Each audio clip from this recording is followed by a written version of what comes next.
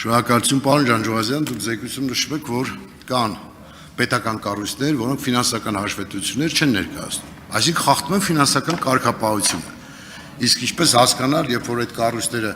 կարող են պաշտոնավարել խախտելով օրենքը։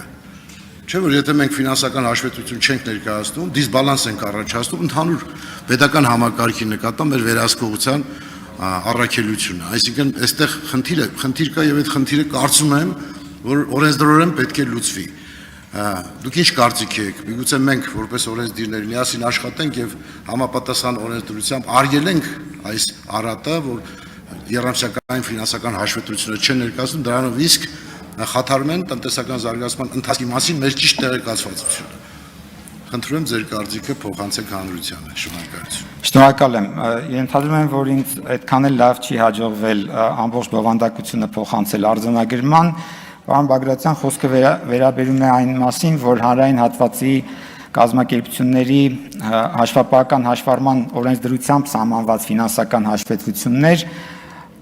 պետական մարմիններին վերապահված հիմնական գործունեության ոլորտների շրջանակում տեղի ունեցող իրադարձությունների հետ կապված չեն պատրաստվում, բայց խոսքը չի վերաբերում բյուջետային հաշվետվություններին, ճիշտ հակառակը բյուջետային հաշվետվությունները սահմանված կարգով, սահմանված ժամկետներում, սահմանված ծավալով ներկայացվում են, շրջանառվում են, խոսքը տվյալ դեպքում առաջարկը վերաբերում է նրան, որ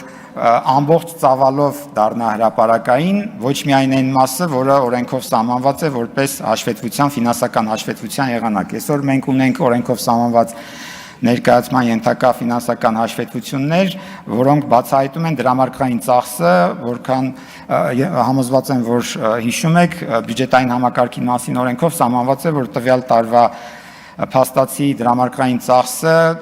ճշտված ծրագրի նկատմամբ, ինչպես նաև նախորդ տարվա փաստացի ցուցանիշի նկատմամբ։ Սա է ըստ էության գործող օրենքով սահմանված պահանջը այդ հաշվետվության նկատմամբ։ Առաջարկն այն է, որ բացի դրանից նաև ներկայացվեն այն ցուցանիշները, որոնք ըստ էության առկա են, որովհետև հակառակ դեպքում առանց այդ հաշվեգրման սկզբունքով որոշակի կանոններին համապատասխան հաշվապահություն, հաշվառում վարելու եւ հաշվետվություններում արտացոլելու մենք բյուջետային պատկերը չենք կարող ունենալ։ Մինչդեռ մենք ունենում ենք եւ տեսնում ենք օրինակ որքան է փաստացի ծախսը կազմել որևէ ծրագրի միջոցառման շրջանակում, տվյալ դեպքում նկատի ունենալով ոչ թե կատարված վճարումը, այլ հենց իրական փաստացի ծախսը, այսինքն տեղի ունեցած իրադարձությունը։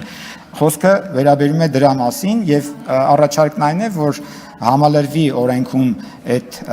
կազմը եւ բացի դրամարկղային ծախսին վերաբերող տվյալների ներկայացման պահանջից սահմանվի նաեւ այն հաստատքների, այն հաշվետվությունների ներկայացման պահանջ, որոնք ըստ էության առկա են, սա որպես աստիճանական անցման ճանապարհ, իսկ հաջորդ վերջնական նպատակը այն է, որ օրենքով ըստ էության սահմանված է եւ ենթադրվում է, որ Հայաստանի Հանրապետությանը պատկանող բոլոր ակտիվների վիճակի եւ որոշակի ժամանակահատվածի ընթացքում դրանց ձևավորած արդյունքի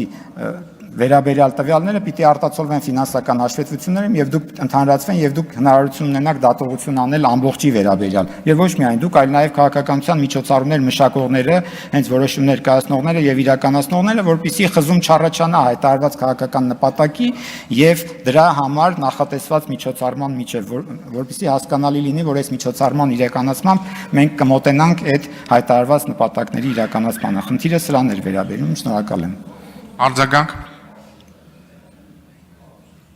Շնորհակալություն, պարոն Ջանջուղազյան։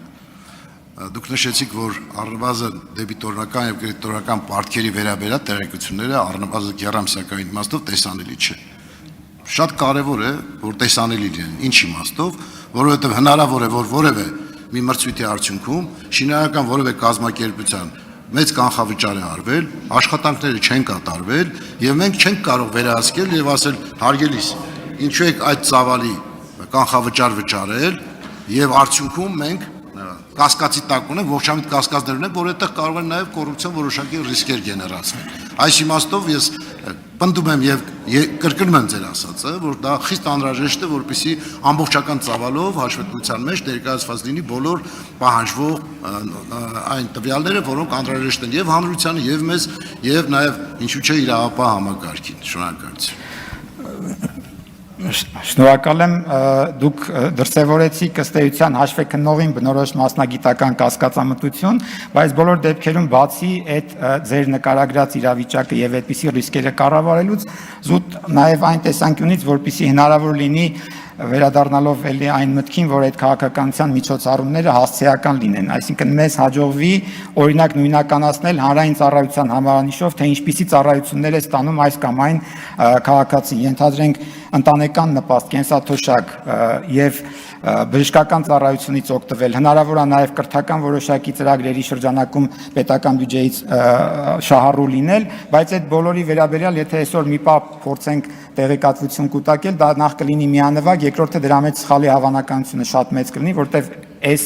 տեղեկատվությունը հաշվապահական հաշվառման կրկնակի գրանցումների եւ հաշվեգրման սկզբունքով գործող հաշվապահության մեջ չի կուտակվում։ Սա է մեր առաջարկի տրամաբանությունը, որովհետեւ մեզ հաջողվի ի վերջո ունենալ այդ ֆինանսական հաշվետվությունները եւ դիզագրեգացված տվյալներ։ Շնորհակալություն։